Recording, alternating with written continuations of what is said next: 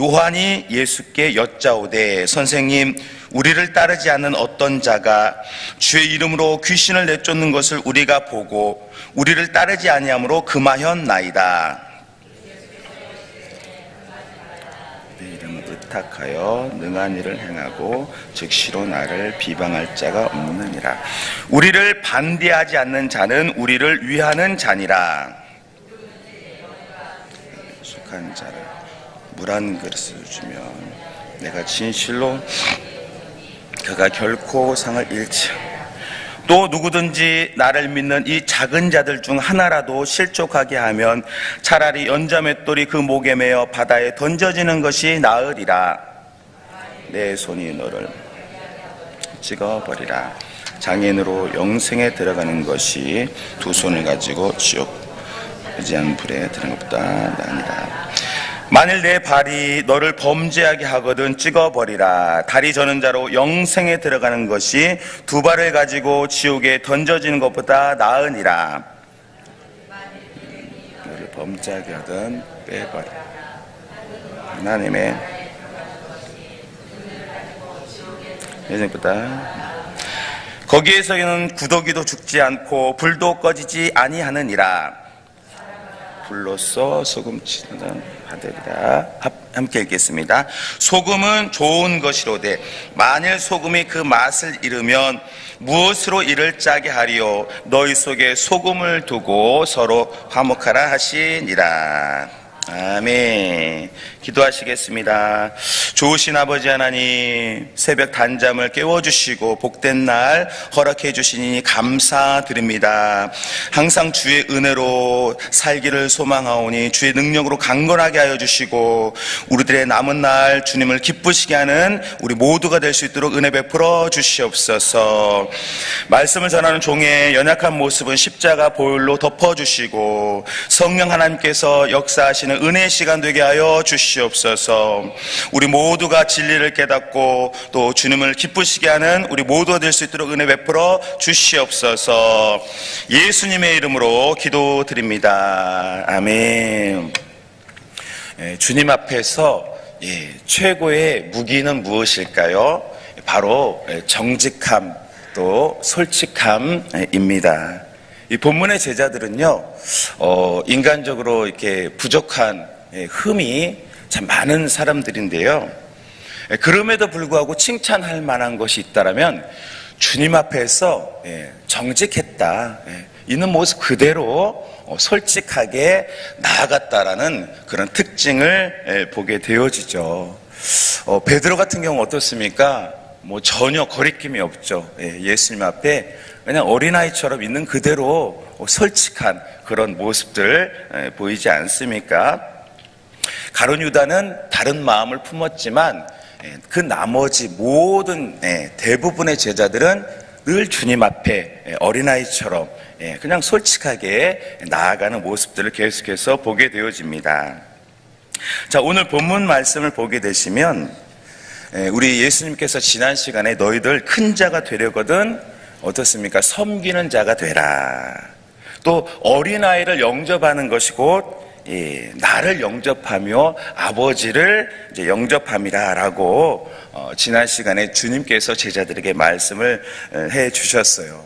근데 이 말씀을 듣는 제자들이요, 가만히 생각해 보니까 뭔가 좀 걸리는 게 있어서 오늘 주님 앞에 솔직하게 이실직고를 하는 모습을 이제 보게 되어지는 것이죠.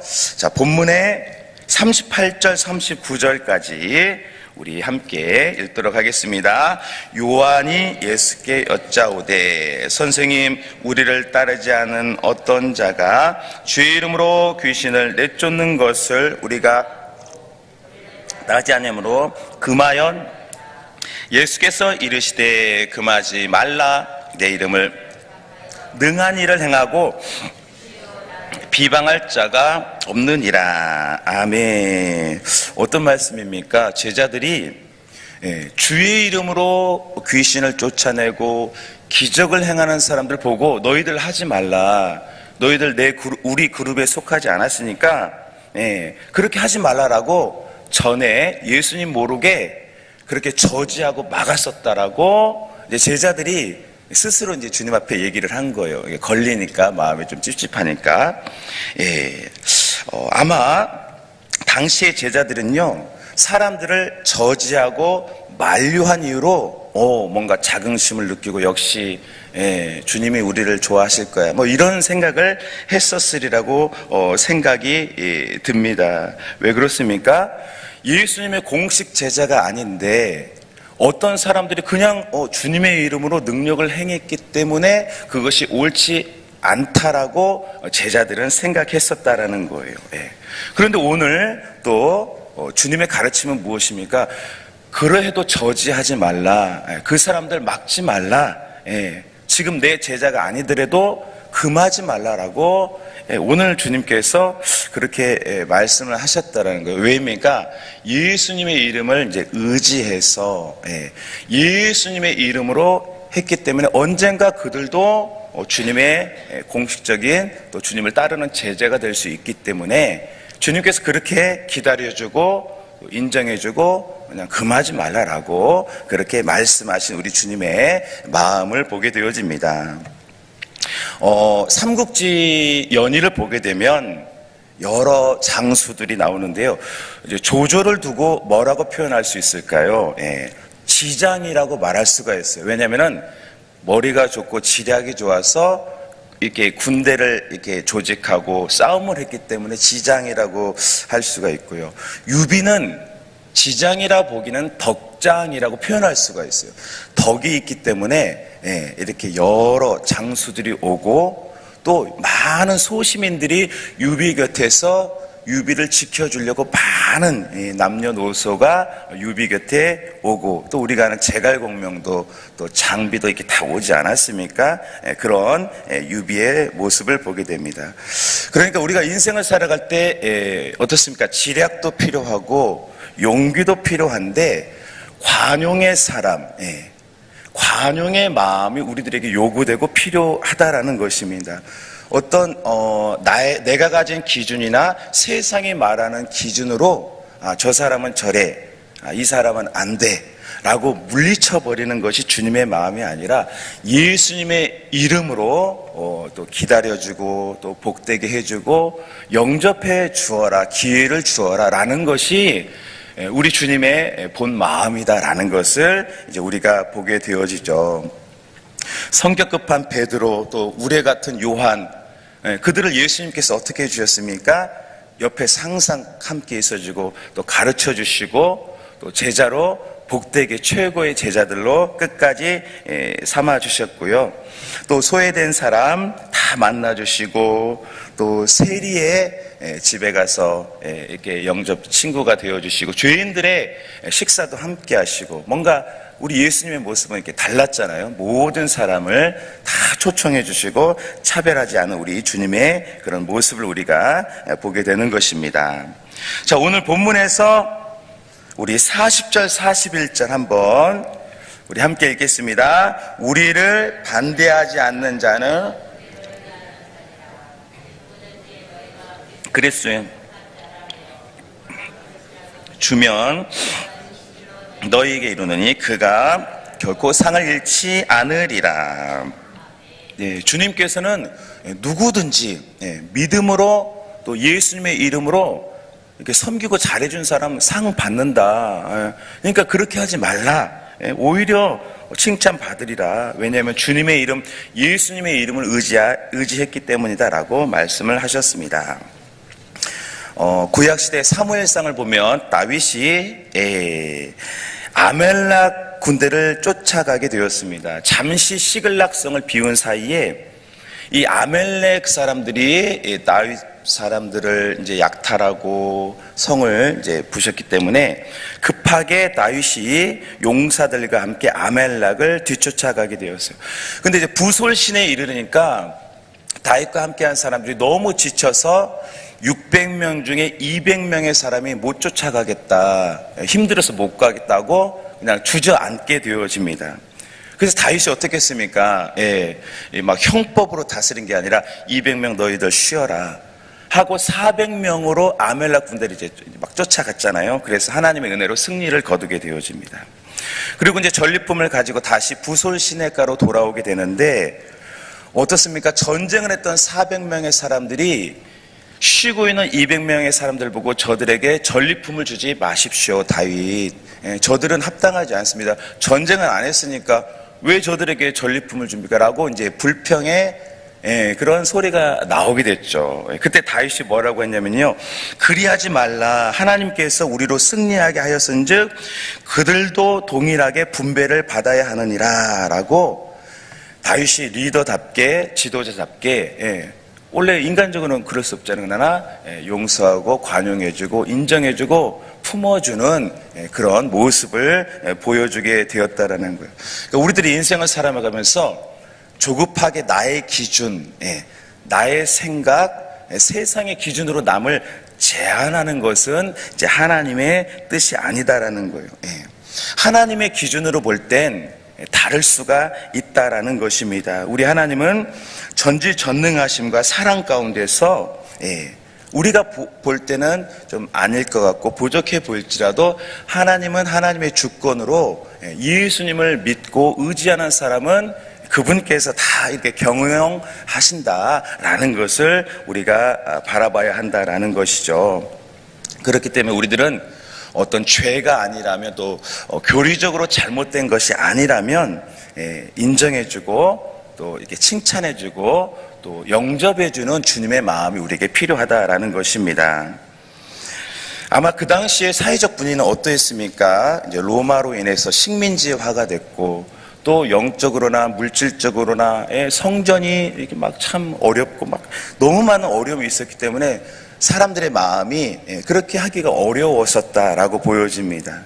그래서 베드로도요, 주님 우리가 7번까지 용서하면 이제 되지 않겠습니까? 라고 그 정도까지만 이제 생각을 한 거예요. 그래서 당시 시대적 분위기가 그러했다라는 것입니다. 그러나 예수님은 할 수 있거든 용서해주고 영접해줘라 라고 말씀을 해주셨습니다. 자, 오늘 예수님께서는요, 이제 조금 강하게 이제 제자들의 마음을 이제 이렇게 새롭게 하시려고 좀 강한 어조로 이제 우리말로 충격요법으로 말씀을 하시는데 우리 43절 한번 읽어보겠습니다. 43절 시작. 만일 내 손이 너를 범죄하게 하거든 들어가는 것이 지옥 곧 드는다 나으니라. 그러니까 42절에서 47절까지요. 남을 실족하게 하면은 손을 찍어라, 발을 찍어라, 눈을 빼라. 아주 강력한 충격요법에 이런 말씀을 참 우리가 부담스럽고 감당하기 어려운 말씀을 이제 제자들에게 막 하신 거예요. 야, 너희들 실족하게 하면 그 누구든지 그렇게 하면 차라리 이렇게 해라라고 이제 말씀해 주셨습니다. 제가 초등학교 때 어머니 손잡고 부흥 집회를 이제 가게 됐어요. 이제 많은 이제 성도님들을 여러 교회에서 모여서 이제 뜨겁게 저는 아무것도 모르고 이제 이렇게 보고 있었는데 그 강사 목사님이요 설교를 하시는데 딱 정자세로 서서 미동도 안 하고 한 2시간을 설교를 하시는 거예요. 이렇게 가만히 이렇게 허리를 펴시고. 그래서 어린 제가 봐도 좀 꼿꼿하시고, 좀 특이하고 멋있기도 하고 여러 가지 생각하는데 어머니께서 끝나고 말씀하시는 게 저 강사 목사님이 젊은 시절에 도박을 이제 해가지고 도박을 끊기가 어려우니까 이제 손을 이제 이렇게 의수로 이렇게 찍어버리고 잘라버리고 스스로 하고 그리고 이제 목사님이 돼서 부흥 그렇게 하면서 산다라는 거예요. 그래서 어린 시절 굉장히 인상적이고 참 그 목사님의 의지와 결단이 참 대단하다 이런 생각을 하게 되었는데요. 근데 우리들이 이제 성경을 문자적으로 때로는 무조건 문자적으로 보면 이제 안 된다라는 거죠. 진짜로 손을 찍어버리면 어떻게 하겠습니까? 얼마나 불편하겠습니까? 안 되죠. 주님께서 강조를 하신 것이죠. 주님의 마음을 그렇게 말씀하신 것입니다. 그래서 결론의 말씀 우리 한번 50절 우리 결론의 말씀 함께 읽어보겠습니다. 소금은 좋은 것이로되 만일 소금이 그 맛을 잃으면 무엇으로 이를 짜게 하리요. 너희 속에 소금을 두고 서로 화목하라 하시니라. 아멘. 예, 소금을 두고 화목해라. 예, 예수님의 말씀, 또 예수님의 마음, 예, 십자가 사랑, 예, 그런 것들로 진리로 이렇게 화목해라 라고 말씀을 해 주셨습니다. 용인하고 제한하지 말라, 할 수만 있으면 영접해 줘라 라고 그렇게 말씀했습니다. 예수님께서는 우리가 율법의 기준을 넘을 수가 없고 죄와 사망의 기준을 이겨설 수 없기 때문에 예수님이 우리를 찾아와 주시고 또 주님께서 율법을 십자가로 완성해 주셨습니다. 그리고 이제 예수님을 믿는 사람은 하나님이 알아주신 바 되었다. 하나님이 알아주신다. 예수님을 믿으면 주님이 그 사람을 알아준다고 했어요. 로마서 말씀에도 할 수 있건 너희도 서로 받아줘라. 너희도 인정해줘라. 라고 그렇게 말씀을 하고 계셔요. 그러니까 예수님도 기준을 낮추셨으니까 우리가 살게 됐죠. 예수님의 기준을 높이면 누가 의인이 되고 제자가 될 수가 있겠습니까? 주님이 사랑으로 그렇게 우리와 함께 하시고 기준을 낮춰주셨습니다. 오늘 우리 사는 사람들도 우리의 마음이 강팍해지기 쉽지만 주님을 바라보고 또 기다려주고 또 미리 인정해주고 또 영접해주는 또 우리가 되어야 할 줄로 믿습니다. 우리끼리 진리의 말씀, 십자가의 사랑을 두고 살아갈 때 어느새 주님께서 또 도와주시고 또 우리를 복되게 하시고 본래 가지고 계신 하나님의 선한 뜻을 우리 가운데 이루어주실 줄로 믿습니다. 우리 기도하겠습니다.